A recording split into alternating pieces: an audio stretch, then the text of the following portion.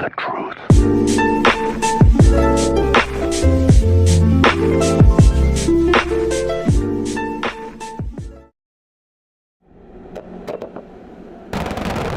Faced with a hostile nuclear-armed neighbor, South Korea's military has announced the creation of a decapitation unit. In the event of a war, the mission of the Special Task Brigade would be to take out the leadership of North Korea. But this is not South Korea's first attempt at creating a team of possible assassins.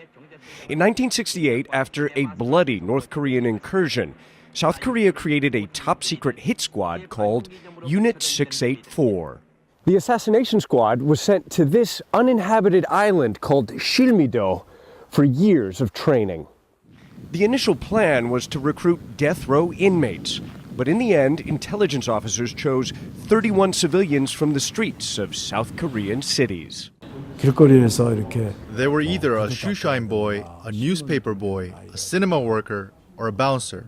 They would approach the ones who looked like they might have played some sports and had a strong physique. In 1970, Yang Dong-soo was a 21-year-old Air Force sergeant sent to Shilmido Island to train Unit 684. The conditions on the island were often brutal. There were accidents. In the middle of sea survival training, one recruit died of fatigue. In fact, 5 other recruits were executed for desertion or crimes such as threatening their trainers. For more than 3 years, unit members weren't allowed to communicate at all with the outside world. Finally, something snapped. On the morning of August 23, 1971, Unit 684 staged a bloody mutiny on this beach. They began killing their trainers one by one. When Yang heard gunfire that morning, he initially thought it was a North Korean attack. But then he says one of his trainees shot him through the neck. When I woke up, I was bleeding from the neck. Everywhere, trainers like me were being killed by the recruits or running away. It was chaos. Yang says he dragged himself out onto these rocks and hid, and somehow escaped being murdered. After killing 18 of their trainers, Unit 684 wasn't finished. They made it to the mainland and hijacked a bus to the capital, where 20 members died in clashes with Korean security forces.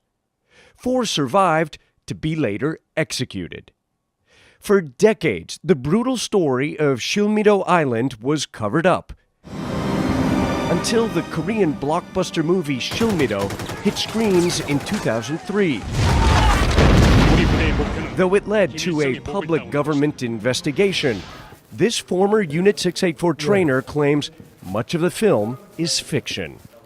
The mutineers were victims who were sacrificed, he tells me, and so were the trainers. To this day, the survivor often preaches about how God saved him on that terrible day, when the assassins turned on their commanders. Ivan Watson, CNN, Shilmido, South Korea. Got 1, 2, 3, 4, 5, 6, 7, 8 M's in my bank.